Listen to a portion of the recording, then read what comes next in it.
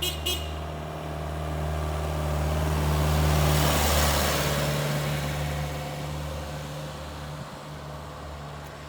guys, it's Jeff Lavery, editor with barnfinds.com, and I'm here today with my 1981 Toyota HiAce project that is for sale.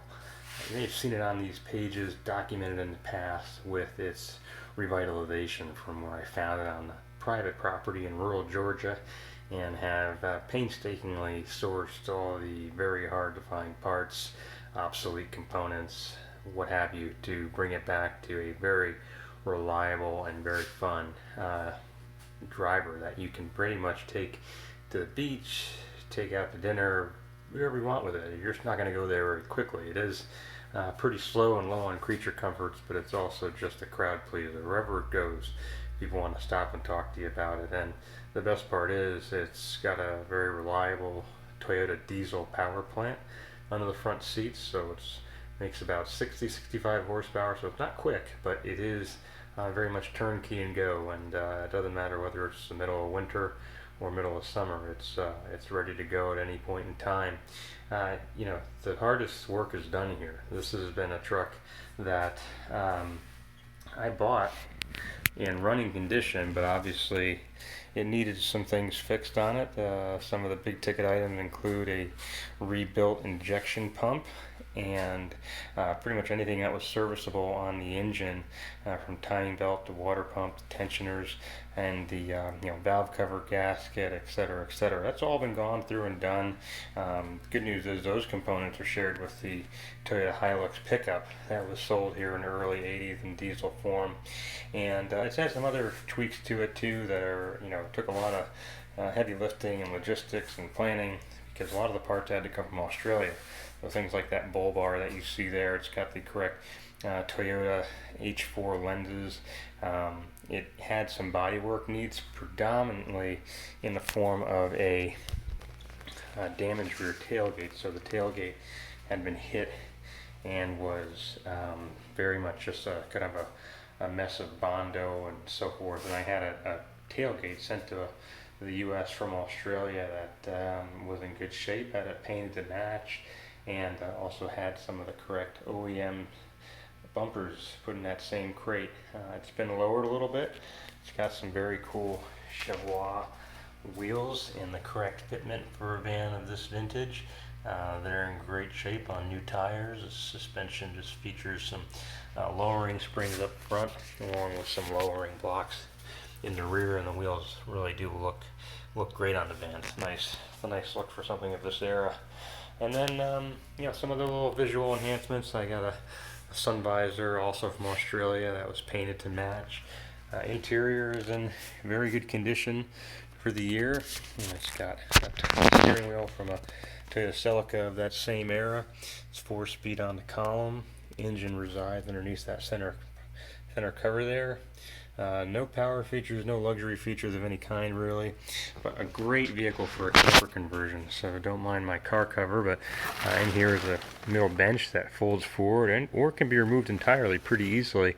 And you've got a ton of space back here to put a mattress and a platform, storage compartments. This thing is just perfect for a camper conversion right now, and a lot of people are going that way, especially with travel being limited. This would be a perfect candidate for making into a home away from home. It's got some mild body rust issues. You can see some of them right here. The cab steps are fairly rough.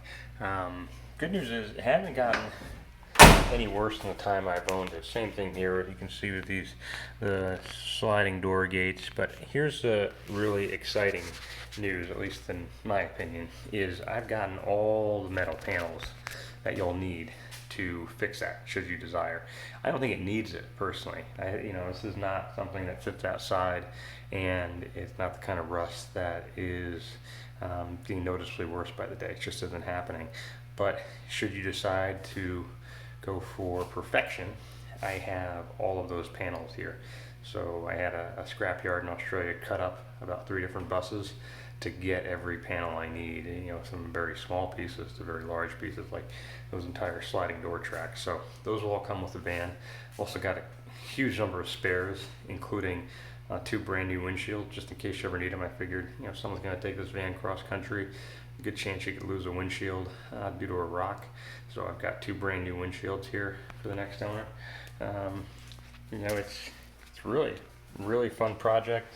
I've enjoyed bringing it back to life, and I've actually talked to the original owner. She's in a nursing home in Florida, and gotten the whole story on how this van came to be in the U.S. And a big part of it is this sticker right here. Tells you a little bit about how it got here, which is a base sticker from a now decommissioned Air Force base in Panama, and that's where they bought it new and brought it back to the U.S. So great history here. Would love to share its history with the next owner, and see someone love this thing as much as I have. But like I said, it's just time for something new, and it's a great candidate for either taking the rest of the way in terms of either a camper conversion or the body restoration. But again, you don't need to do that. You can just drive this thing right now, take it to your cottage on the beach or what have you, or just use it for a runabout in town. It's incredibly reliable, lots of money spent on its mechanical rejuvenation, and it's a great van to just get in and drive. And if you have any questions, reach out to me through the site or in the comments below on barnfinds.com, and happy to tell you everything I know about the van and everything that's been done to it to this point, and a full binder of receipts that show you just how much love has been showered on this thing. So thanks for checking it out. Take care.